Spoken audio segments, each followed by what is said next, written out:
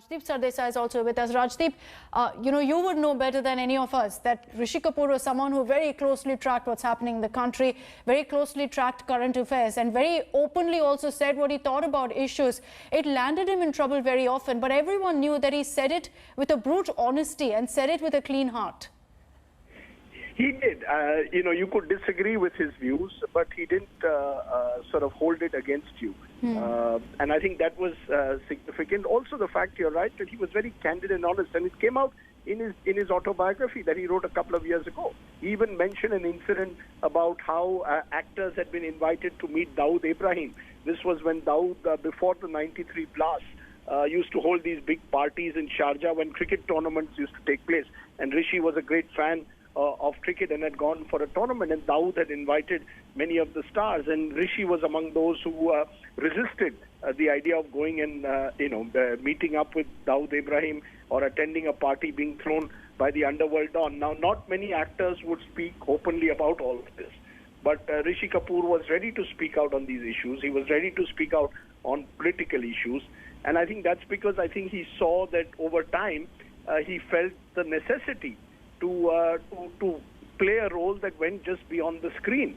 And, it was the evolution of Rishi Kapoor. If you probably spoke to him in the 70s, you wouldn't have believed that he would take such strong stands on political issues.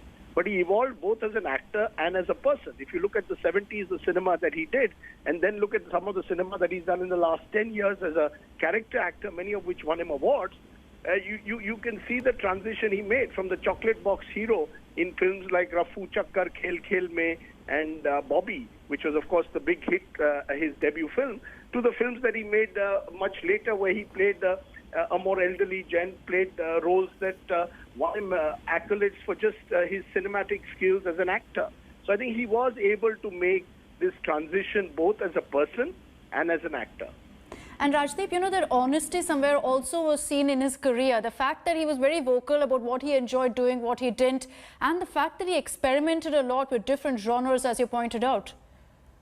Absolutely. He was someone, I think, wedded to the craft of acting. He truly saw himself as carrying forward the torch of the Raj Kapoor legacy, something that he's handed over to his son Ranbir as well. If you talk to Ranbir, Ranbir is also obsessed with the idea of acting, the craft of acting, and so was Rishi Kapoor. They were part of he saw himself as a true Kapoor wedded to cinema. I think that was his first love. His first love was cinema, not just stardom that came obviously very early in his life, but along with the stardom came the fact that, he saw himself as an actor and part of the entire film fraternity. Look, after his first film, Bobby, he had a number of flops, and he was very, he says this in his book as well. He was very, very disappointed and demoralized, and yet he loved cinema so much that he never really gave up. And I think that was distinct between him and his brother Ranbir, who was also very talented. But Ranbir seemed to give up, but Rishi never did. And he kept evolving as an actor. And in that entire era of Amitabh Bachchan in the late 70s, Rishi Kapoor is an intrinsic part of so many great films they did together. Films like Trishul, films like Kabhi Kabhi, films like the excellent films that he did like Amar Akbar Anthony, which, became a classic. Amar Akbar Anthony, just Rishi Kapoor's role, even in a big film with Bachchan, he carved a niche for himself. And I think that was significant. He was one of those actors who never was scared of being dominated by someone else.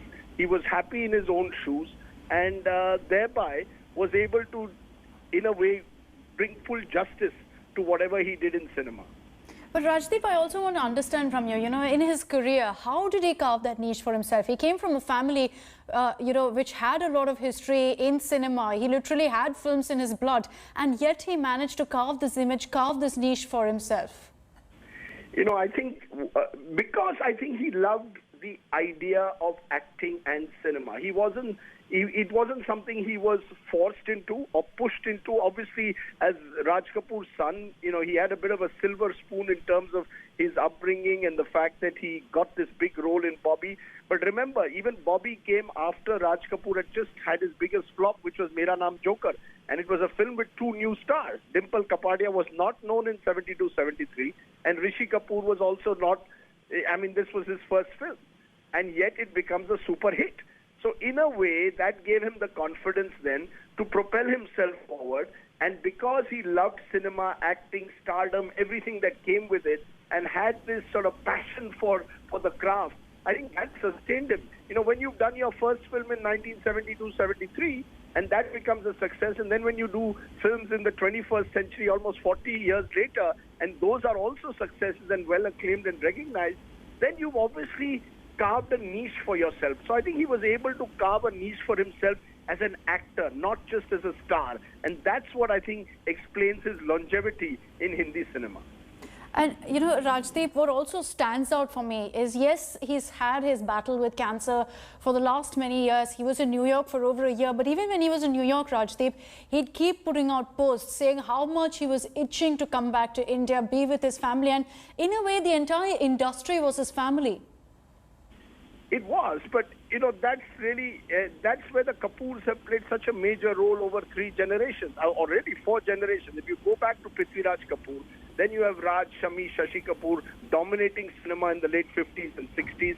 And then you have Rishi Kapoor carves a niche for himself. His brother does a couple of films, Ranveer, but his third brother, Chimpu, does also a couple of films. But no one was as successful as Rishi was in the generation that he belonged to, because Rishi Kapoor's children also tried their hand at cinema but were never fully successful. So Rishi carried the baton forward of RK, the RK banner, as it was called. And, you know, it's only ironical, a few years ago, the RK Studios land was sold in Chembur. You know, it marked, in a sense, the end of an era. But I think now Ranveer has carried forward this into a 4th generation. So this is a family which has contributed enormously to Indian cinema. And I think you have to give credit to Rishi Kapoor that he actually managed to emerge out of Raj Kapoor's formidable shadow by the end. I think he was recognized by the end not just as Raj Kapoor's son, but as Rishi Kapoor, a very, very fine actor. And that's exactly it, that Rishi Kapoor really managed to create an image for himself. And it was away from really the Kapoor clan and the legacy. Rishi Kapoor also was known for his acting, for his performances, and for the honesty that he brought both on screen as well as off screen. You know, Rajdeep, you also mentioned how there was a point when there was a slump in his career. Many also wrote off and dismissed Rishi Kapoor. But knowing the kind of person, the personality that he was, he immediately, in a way, reinvented himself and ensured that he was still relevant. Oh, absolutely. You know, in every decade, he found a way to reinvent himself. You know, in films he did later with the likes of Jayaprada in the 1980s, you know, which was a decade where Indian cinema seemed to go in decline. Rishi Kapoor survived. You know, he was a great survivor in that sense. The 70s was, of course, the era of the chocolate box hero. Then he goes into becoming this supporting actor to Amitabh Bachchan. Then he does a lot of films where the heroine is often the focus. And yet, you know, he shone even in those films. In the 90s, I think, there seemed to be a sort of slowing down his career, and he decided, you know, to play character roles. The comeback film of Rishi Kapoor was Hum Kisi Se Kam Nahi, you know, in the mid 70s, you know, after having had those series of flops. And again, one thing very, very distinctive about Rishi Kapoor's films was the song. You know, if you look at every film of his, there will be always 1 or 2 songs that people will hum. And I think, you know, first with Shailendra Singh as his playback singer, and later with the likes of Kishore Kumar singing for him, you know, he was someone who was able to convey a certain joie de vivre. Every time Rishi Kapoor came on screen, he was, you know, he seemed to have a lot of passion for the craft, and a very good comedy actor. If you look at his films, he had a great comic touch. And, you know, when you read the acting books, they say having a comic touch really is one of the hallmarks of great acting. So quite apart from all the emotional roles that he did later in his career, or the chocolate box hero roles that he did earlier in his career, if you look at his life, there are some roles that he's done where his comic touch, in Amar Akbar Anthony, for example, is quite incredible. And also, let me just end by saying the partnership he had with his wife, Neetu Singh. You know, this was a romance that started early on in their careers. They got married, and they did a number of wonderful films together. And I think, you know, films like Khel Khel Mein and others were super hits.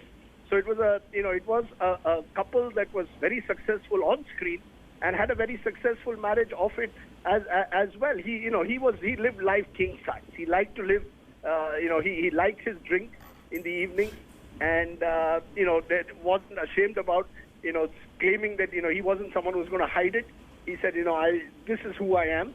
Take me for who I am. So he was a larger than life figure in many ways. Rajdeep, what really stands out for me is that Rishi Kapoor was someone as an actor who evolved, and from what you're telling us also, in his personal life, he also evolved and changed, his character traits. He evolved to become a person who is brutally honest, who didn't shy away from expressing what he thought or felt that, I need to be worried about what the other person thinks about my opinion. That by itself is a remarkable trait in the film industry to have. But, just before I let you go, Rajdeep, the one question that I haven't asked you yet, the most memorable film of Rishi Kapoor for you? I'm going to give you a film which many people will not agree with. It's a film called Rafu Chakkar. I think it was again early 70s. Didn't do as well as some of others Rishi's films, but it's a wonderful film where I think Rishi Kapoor for a while plays a woman, and then who's also a man. It was a double role of kinds, but it was a great comedy film. And when you're 8 or 9 years old and you went and watched Rafu Chakkar, you laughed your way through the film. And Rishi was a natural entertainer.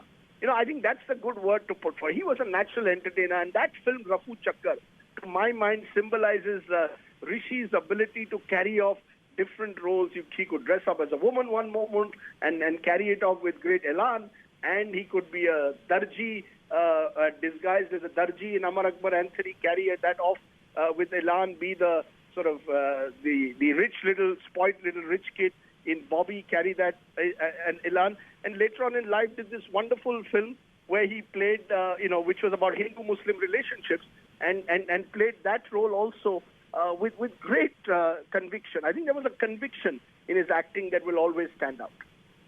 Rajdeep, thank you so much. Hello everyone, this is Rahul Kamal here. Hope you enjoyed this video. For the latest news and analysis, like and subscribe the India Today YouTube channel, and don't forget to press the bell icon to stay updated.